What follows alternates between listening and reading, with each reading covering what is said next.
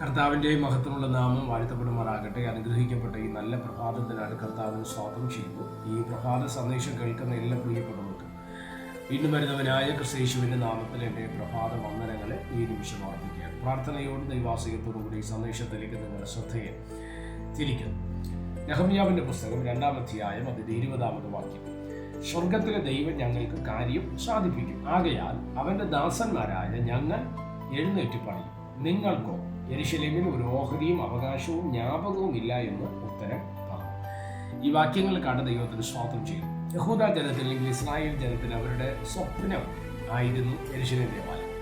ഇന്ന് നമുക്കറിയാം യെരൂശലേം ദേവാലയത്തെ പറ്റിയുള്ള ചിന്തകൾ പറയുന്ന സമയത്ത് എന്തുകൊണ്ടാണ് ഇന്ന് അവർക്കുള്ള ഈ ഒരു പ്രയാസം, ബുദ്ധിമുട്ട് വരുന്നതിൻ്റെ കാര്യം അത്രയ്ക്കും വില കൊടുത്ത്, അത്രയ്ക്കും കഷ്ടപ്പെട്ട്, അത്രയ്ക്കും സ്തോത്രം വളരെയധികം പ്രതിസന്ധികളിലൂടെ കടന്നുപോയാണ് യെരൂശലേം ദേവാലയം എന്നൊരു വലിയ പള്ളി അല്ലെങ്കിൽ വലിയ ദേവാലയം യഹൂദന്മാർ പണ്ട് ഉയർത്തിയത്. നമുക്കറിയാം അതിനുവേണ്ടിയുള്ള ഒരുക്കങ്ങൾ ദാവീദ് ദൈവമനുഷ്യൻ ചെയ്യുകയും തുടർന്ന് അദ്ദേഹത്തെ കൊണ്ട് ദൈവം അത് ചെയ്യിപ്പിക്കാതെ അതിൻ്റെ ക്രമീകരണങ്ങൾ ദാവീദ് നടത്തിയെന്നതാണ്. പിന്നെ അവൻ്റെ തലമുറയായ ശലോമോനെ കൊണ്ട് ദൈവം അത് ചെയ്യിപ്പിക്കുവാൻ തക്കവണ്ണം ഇടവന്നു. വർഷങ്ങളെടുത്താണ് അത് പണിതത്.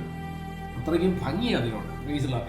പിന്നത്തേതിൽ കാലത്തിൻ്റെ പോക്കിൽ ഇസ്രായേൽ ജനത്തിൻ്റെ ദൈവത്തോടുള്ള അവിശ്വസ്തതയും ദൈവത്തോടുള്ള അവരുടെ സമീപനത്തിനൊക്കെ വ്യത്യാസങ്ങൾ വന്നപ്പോൾ ഇവർ പ്രവാസങ്ങളിലേക്ക് വഴിമാറുകയും മറ്റ് രാജ്യങ്ങൾക്ക് അടിമകളായി പാർക്കേണ്ടി വന്ന സാഹചര്യങ്ങളെല്ലാം ആലയം അതിൻ്റെ ആത്മീക തലത്തിലും അപ്പോൾ തന്നെ ഭൗതിക മേഖല ബിൽഡിംഗ് ലെവലിലൊക്കെ അതിൻ്റെ അധപ്പതനങ്ങൾ അനുഭവിപ്പാൻ തക്കവണ്ണം ഇടവന്നു. സ്തോത്രം നിങ്ങൾ ശ്രദ്ധിക്കാൻ പോകാം. അങ്ങനെ ഒരു കാലത്ത് സ്തോത്രം അതിൻ്റെ മതിലും തകർന്നു പോയി. വാതിൽ തീവച്ച് ചുട്ടും അതിലെല്ലാം തകർന്നു പോയൊരു സാഹചര്യത്തിൽ നെഹമ്യാവ് എന്ന ദൈവമനുഷ്യനെ കൊണ്ട് അതിനെ റീസ്റ്റോർ ചെയ്യുന്ന ഒരു ഭാഗമാണ് നെഹമ്യാവിൻ്റെ പുസ്തകത്തിനകത്ത് രേഖപ്പെടുത്തി വെച്ചിരിക്കുന്നത്. രാജാവിൻ്റെ കൊട്ടാരത്തിൽ പാനപാത്രവാഹനായിരിക്കെ സ്തോത്രം അവിടെ വെച്ചാണ് ഈ കാര്യം അറിയുന്നത്. യെരൂശലേം ദേവാലയം ശൂന്യമായി കിടക്കുകയാണ്. സ്തോത്രം ശത്രുക്കൾ അതിനെ തകർത്തു എന്നുള്ള അറിവ് കിട്ടി. അതിനനന്തരമായിട്ട് ദൈവസ്ഥനെ ഇരിക്കുകയും പ്രാർത്ഥിക്കുകയും കരയുകയും നിലവിളിക്കുകയും ഒക്കെ ചെയ്ത് ഭാരപ്പെട്ടിരുന്ന സ്തോത്രം നെഹമ്യാവിൻ്റെ മുഖം കണ്ട രാജാവിന് നിങ്ങൾ ശ്രദ്ധിക്കാൻ വേണ്ടി ഒരു ദൂത് ഈ പ്രഭാതത്തിൽ കൈമാറാം. പ്ലീസ്, നമ്മുടെ മുഖത്തിൻ്റെ മാറ്റങ്ങൾ പലപ്പോഴും പലർക്കും മനസ്സിലാക്കാൻ കഴിഞ്ഞില്ലെന്ന് വരും അല്ലേ. എന്നാൽ സ്തോത്രം ദൈവം ഇതെല്ലാം കാണുന്നുണ്ട്. പ്ലീസ്, ചെയ്യാൻ വേണ്ടി ചിലരെ അതിനുവേണ്ടി ദൈവം ഒരുക്കുവാൻ തക്കവണ്ണം ഇടവരും. യെരൂശലേം ദേവാലയത്തിൻ്റെ വാതിലും പ്ലീസ് പൊളിഞ്ഞു കിടക്കുന്ന അറിഞ്ഞ നെഹമ്യാവ് സ്തോത്രം മനോദുഃഖത്താൽ ഭാരപ്പെട്ടപ്പോൾ ദൈവത്തിനത് ഒന്നാമത് മനസ്സിലായി. എന്നാൽ അത് പരിഹരിക്കപ്പെടണമെങ്കിൽ രാജാവ് വിചാരിച്ചെങ്കിലേ പറ്റത്തുള്ളൂ. അതുകൊണ്ട് രാജാവിനോട് ദൈവം ഇടപെട്ട് അവൻ്റെ മുഖത്തെ വ്യത്യാസം എന്നോട് രാജാവ് തന്നെ പറയുന്ന ഒരു കാര്യമുണ്ട്. ദൈവമായിട്ടൊരു ബന്ധമില്ലാത്തവനാ രാജാവ് അല്ലേ.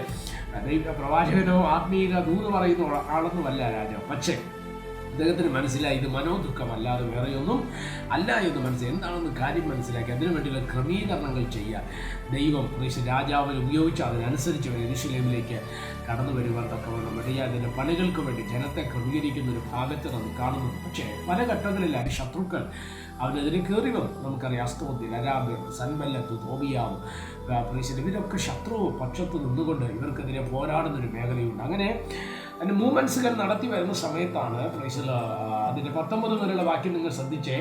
എന്നാൽ ഹോരന്യനായ സൻബല്ലത്തും അമോന്യനായ ദാസൻ തോബിയാവും അരാബ്യനായ ഗേശേമും ഇത് കേട്ടിട്ട് ഞങ്ങളെ പരിഹസിച്ച് നിന്ദിച്ചു. നിങ്ങൾ ചെയ്യുന്ന ഈ കാര്യം എന്ത്? നിങ്ങൾ രാജാവിനോട് മത്സരിക്കുവാൻ ഭാവിക്കുന്നു എന്ന് ചോദിച്ചു. അതിന് ഞാൻ അവരോട്, അപ്പോൾ ശ്രദ്ധിക്കുക, 3 വ്യക്തികൾ അവിടെ പ്രധാനപ്പെട്ട നിൽക്കുകയാണ്. സൻബല്ലത്ത്, തോബിയാവ്, ഗേശേം. ഇവർ കണ്ടിട്ട് നെഹമ്യാവിനെയും കൂട്ടിനെയും പരിഹസിപ്പാൻ തക്കവണ്ണം വിടും. നിങ്ങൾ എന്താ ചെയ്യാൻ പോകുന്നത്? രാജാവിനെതിരെ മത്സരിക്കാമെന്നൊക്കെ ചോദിക്കുന്ന സമയത്ത് നെഹമ്യാവ് പറഞ്ഞൊരു വാക്കാണ് നമ്മളെല്ലാവരുടെയും ആശ്രയത്തിൻ്റെ ഒരു വാചകം.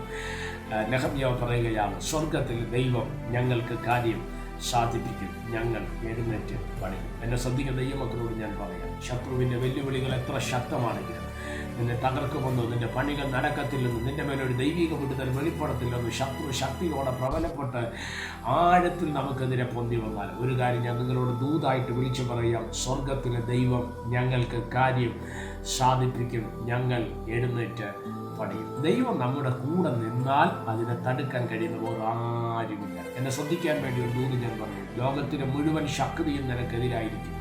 പക്ഷെ ദൈവം നിന്നോട് കൂടെയുണ്ടെങ്കിൽ നീ ഭാരപ്പെടേണ്ട, ഭയപ്പെടേണ്ട ആവശ്യമില്ല. ഇനി എല്ലാവരും നിനക്ക് അനുകൂലമായ, ദൈവം നിനക്ക് അനുകൂലമെങ്കിൽ അല്ലെങ്കിൽ അതുകൊണ്ടൊന്നും നടക്കാൻ പോകുന്നില്ല. സ്തോത്രം. അതുകൊണ്ട് നമ്മുടെ ജീവിതത്തിനകത്ത് ദൈവം നമുക്ക് അനുകൂലമായി വന്നാൽ അത് നമ്മുടെ ജീവിതത്തിൽ അനുഗ്രഹമായിരിക്കും. ദൈവത്തിൽ ആശ്രയിപ്പാൻ ദൈവം നമ്മെ സഹായിക്കട്ടെ. പ്രാർത്ഥിക്കാം. പരിശുദ്ധരായ ദൈവമേ, സ്വർഗീയ പിതാവ്, ഈ സന്ദേശത്തിനായി നന്ദി കർത്താവ്. ഈ ദിവസങ്ങളിൽ ദൈവത്തിൻ്റെ പദ്ധതിക്ക്, ദൈവപ്രവർത്തിക്കായി താല്പര്യത്തോടെ ഇരിക്കുന്ന ദൈവജനത്തിൻ്റെ മേൽ അവിടുത്തെ അനുഗ്രഹം ചെയ്യുന്നത്, തകർന്നു കിടക്കുന്ന മണ്ഡലങ്ങളെ പണിതെടുക്കുന്ന ആത്മീയ ഭൗതിക മേഖലകളെ ദൈവത്തെ ഉദ്ധരിക്കേണ്ടതിനായി പ്രാർത്ഥിക്കും. ശാസ്ത്രോത്തിൽ കരങ്ങൾ തുറന്നു കൂടെയിരിക്കണം. മഹത്വം ഉപയോഗിക്കുക. യേശു കർത്താവിൻ്റെ നാമത്തിൽ പ്രാർത്ഥനകളെ കേൾക്കണം. സ്വർഗീയ നല്ല പിതാവേ, എല്ലാവരെയും ദൈവം അനുഗ്രഹിക്കട്ടെ. God bless you.